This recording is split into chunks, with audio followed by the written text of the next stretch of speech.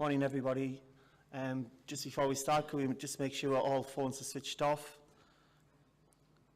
So today's meeting will be broadcast live on YouTube.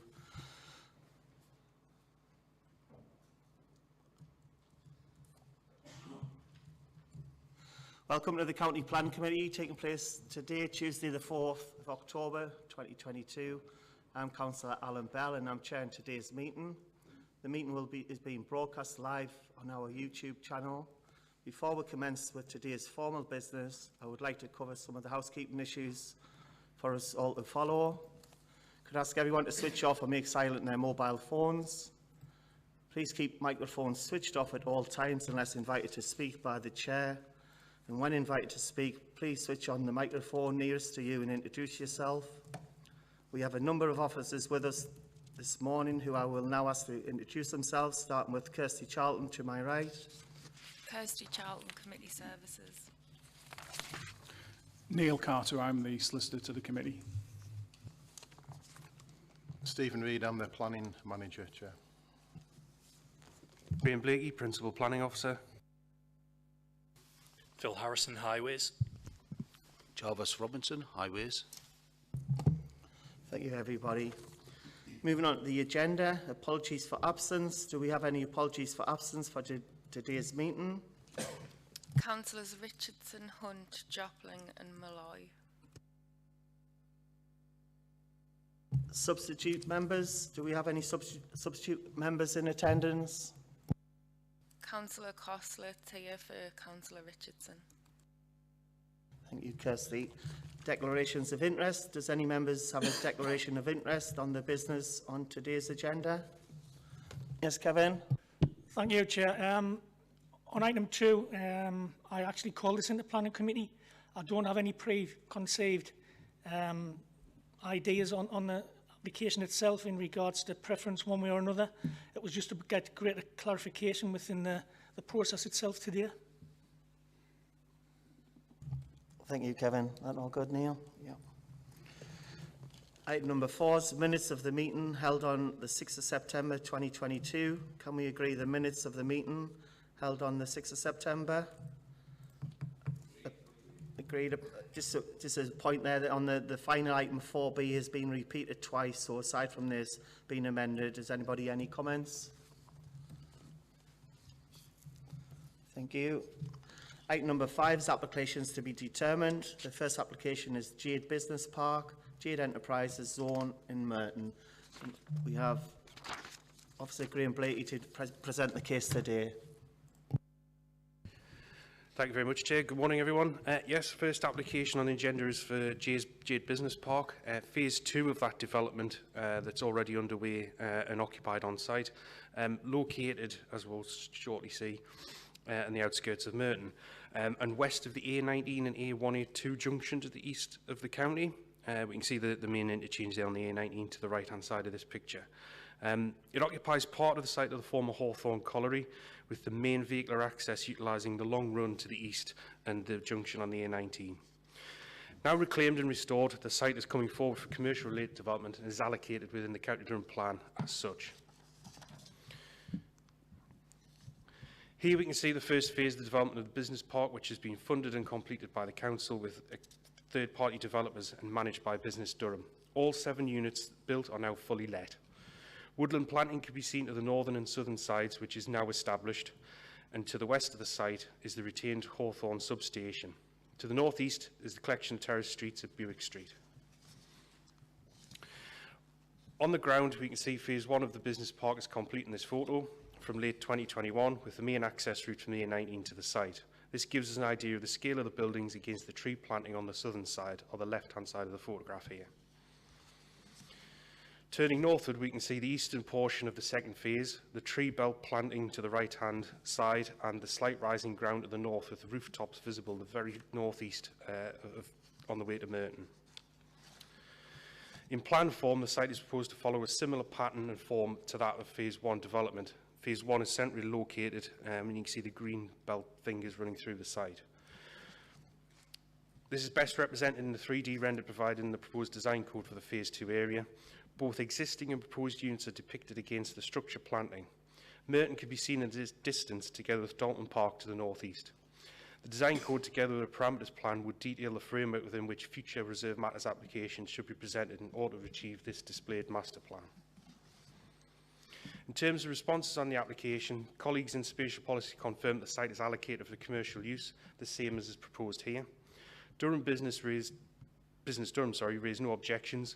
They cite that the current demand for industrial units is outpacing the existing supply of the industrial space from businesses both inside and outside the county.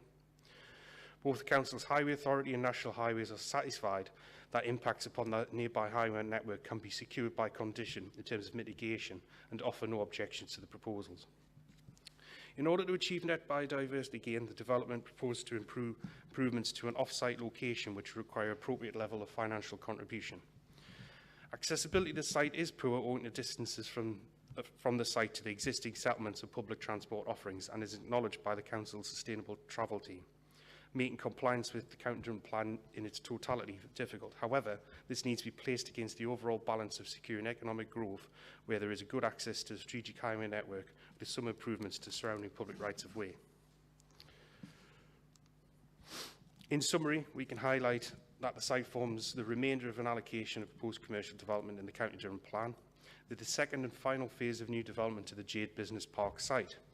The site, through its location, has poor access to public transport that performs below the aspirations of the County Durham Plan. Nearby properties are considered unlikely to suffer from impacts upon the community from the proposed uses, but there are controls in place to minimise that even further. Net biodiversity gain, as mentioned before, will be delivered off-site and secured through funding from the developer. In balancing the issues, officers considered the economic benefits and job creation in reusing the site of this nature would be considered to outweigh the issues associated with the site.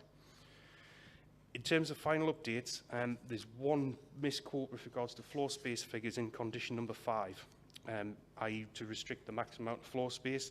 These have been quoted in the condition in the papers as external figures, but conventions usually dictates that they be gross internal figures. So I therefore request that any motion from members has done so, inclusive of us, to allow that change to take place. Therefore, members of the committee, I respectfully request that you follow the recommendation of officers in this case and support approval of these proposals. Thank you, Chair. Thank you very much for that, Graham. There's no registered speakers as such, however, the applicant is present and is here to take any questions if need be. And also, we also have Simon Longstaff, who's in attendance on behalf of Durham County Council, and although he does not wish to speak on the item there, they will answer any questions from the committee. Any questions? Pass over for the applicant or for Simon from the committee before we go into debate. No.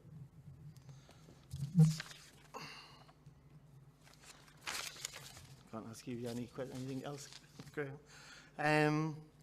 Yeah, we'll now open it up to the committee to debate the application. Carl? Thanks, Chair, and thanks, Graham, for the report.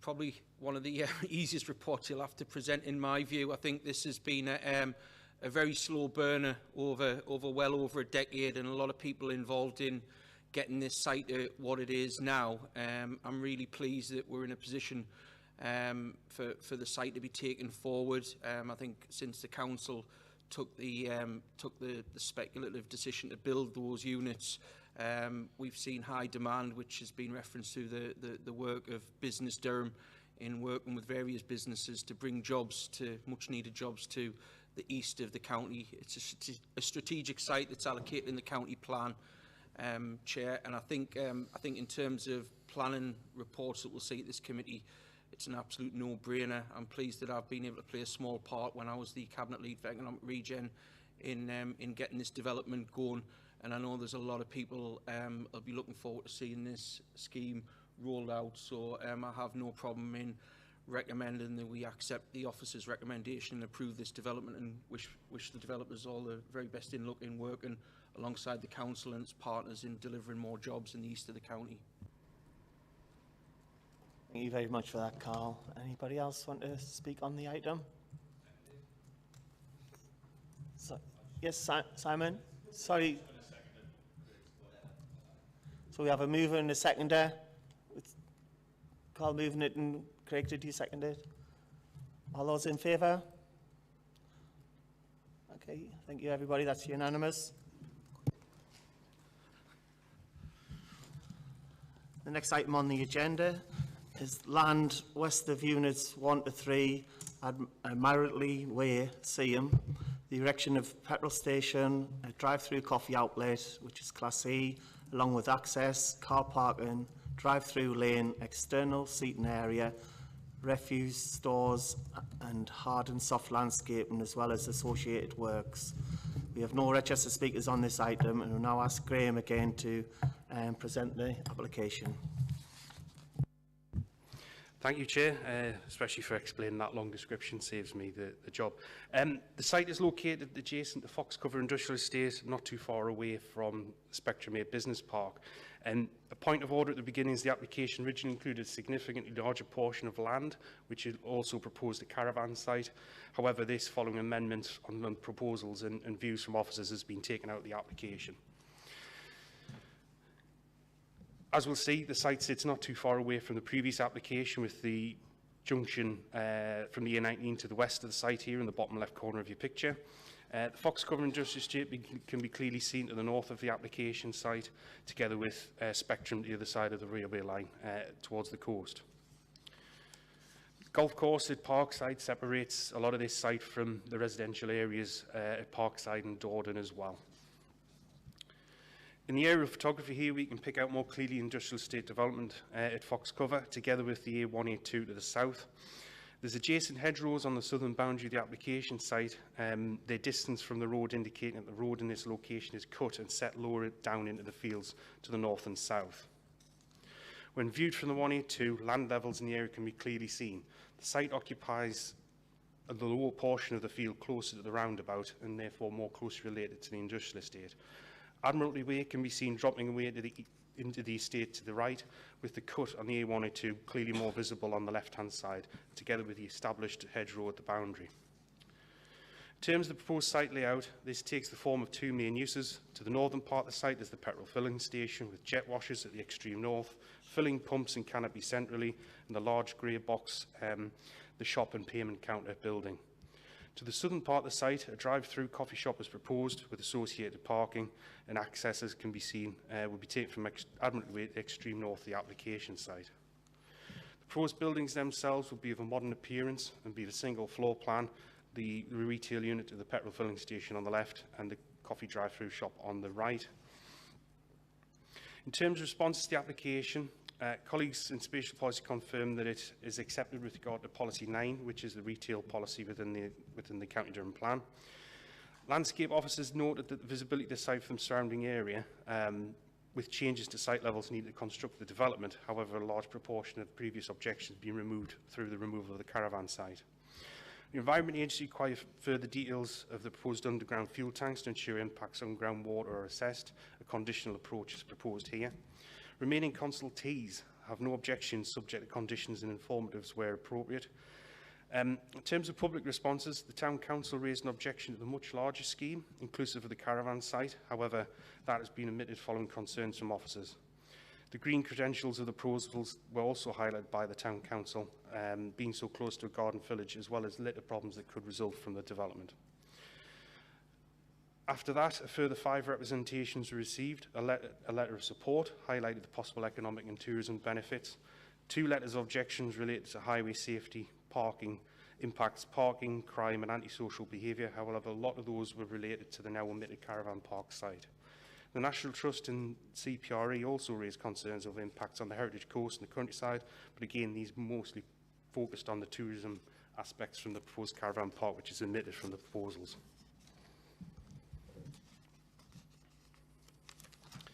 So, to conclude, the application site lies in the countryside adjacent to the Foxcover Industrial Estate. The principle of the development draws support for policy 9 of the County Durham plan in providing retail-based development that is likely to meet passing trade and demand.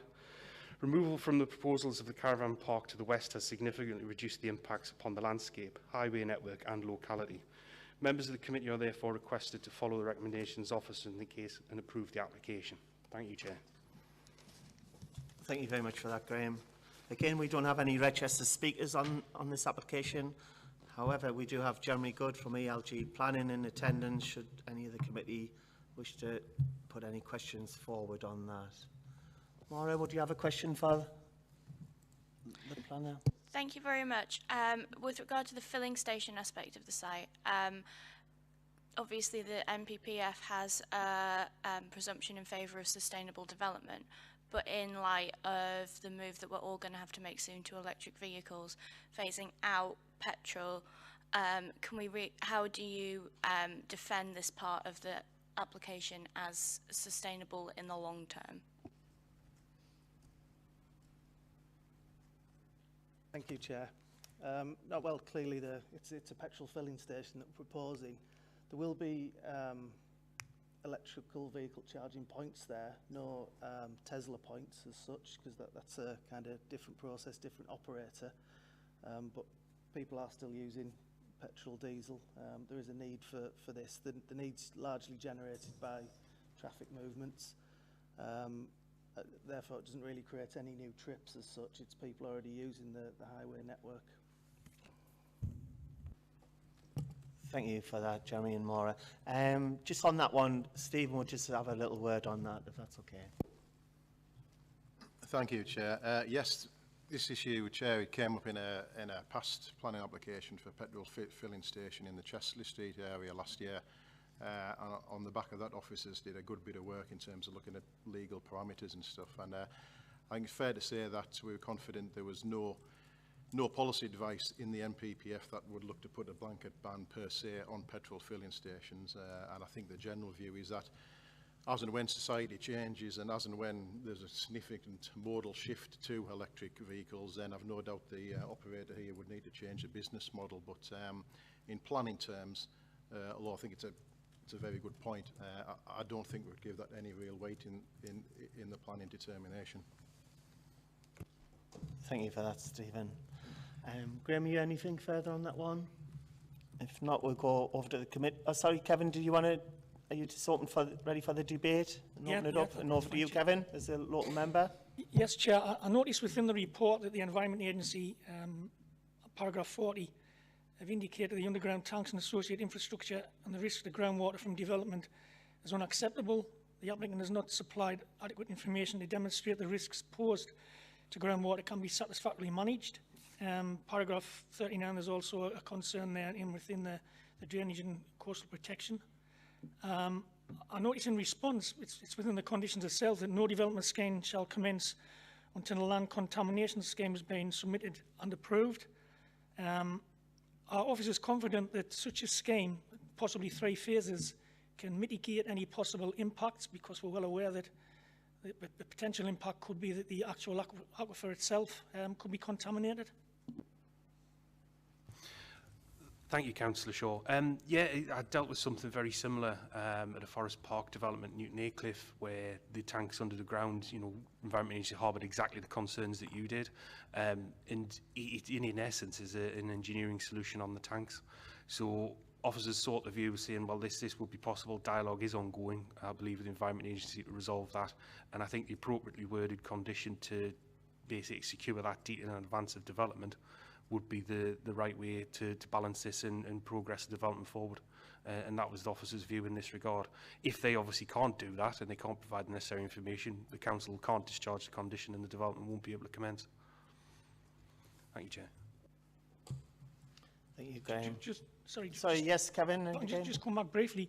Would it not have made more sense for this to have been done before the concern was raised, so it was actually part of the thought process for us to reach a decision here today? Yes, Councillor, yeah, ideally, yes, we would always like issues of this nature to be resolved before we bring these items before planning members. Ultimately, if you feel that is a concern and you would like to get that resolved, it's within your power to amend any motion to deferral for that.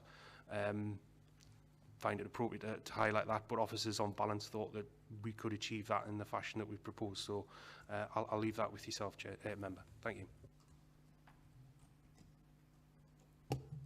Are you happy on that, Kevin?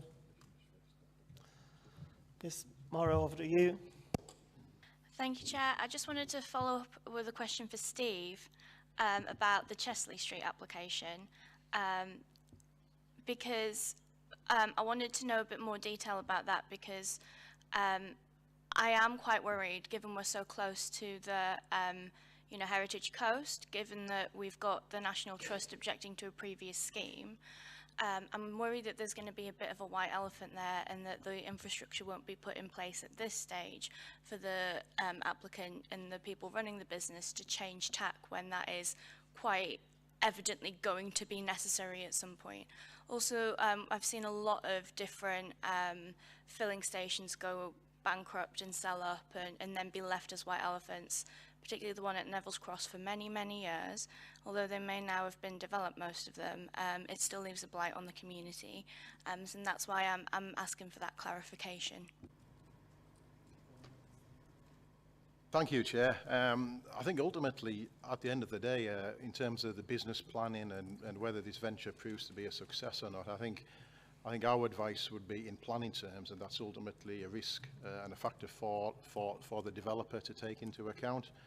And again, Chair, I think that was a view we arrived at with, yes, the previous planning application, which I referred to at Chesley Street, but other similar applications across the year.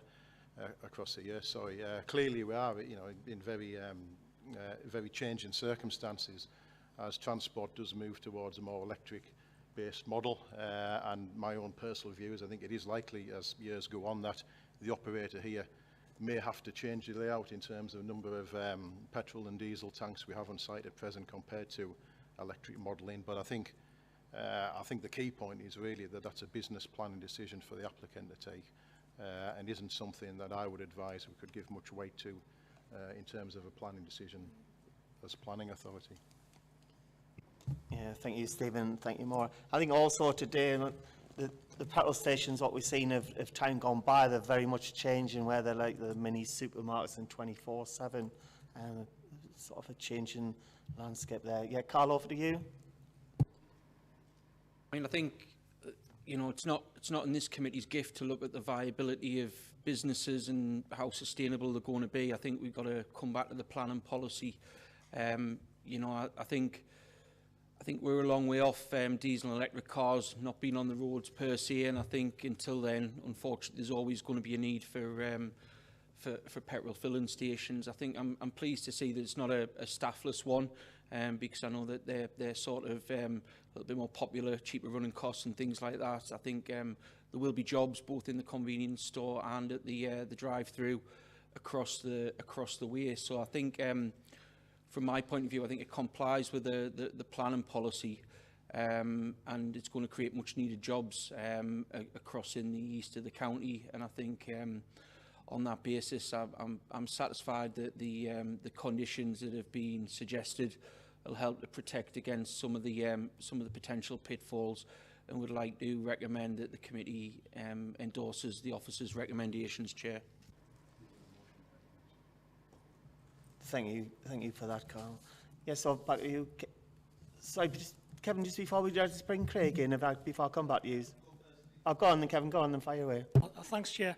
Having a good look at this, I understand the proposal here has been viable. It sits on the main arterial route from the A19 into Seaham itself. On the edge of Seaham, it's going to be opposite the new Garden Village development, which is about to begin, which is going to be creating 1,500 new homes. I think I've got no concerns really about that, and I would really like to second the proposal. Thank you for that, Kevin. And Craig, over to you. Just to add to that, what I like about this proposal is that it's right in the edge of Spectrum Business Park, and we can't just think of just building business parks. We need to build the extra stuff that people who are going to work in these business parks are going to go along. If we just create jobs for jobs' sake, we're not going to be actually encouraging people to come and work in these facilities, because there's no additional facilities such as a coffee shop, such as refueling station and stuff like that. And just to add, it is not planning's job to deal with the oncoming future difficulties of petrol and diesel versus electric and that phasing. Our job is to look at the planning rules and laws, and I will be backing this because I don't think it does not go against the County Durham plan. Thank you, Chair. Thanks again for that, Craig. Anybody else, any further comments to make? Just on the ecology one, Graham, just did I see somewhere in there for it was a £400,000 off? Oh, was it? Right, sorry, I thought where that was coming from. Okay, then we'll go over to the vote. All those, we had a moved by Carl and seconded by Kevin. Yeah, sorry, I get that right. All those in favour? Thank you, everybody. That's unanimous. Sorry, Maura, did I miss you? You did vote, yeah? You didn't. Sorry, you abstained on that. Well seen.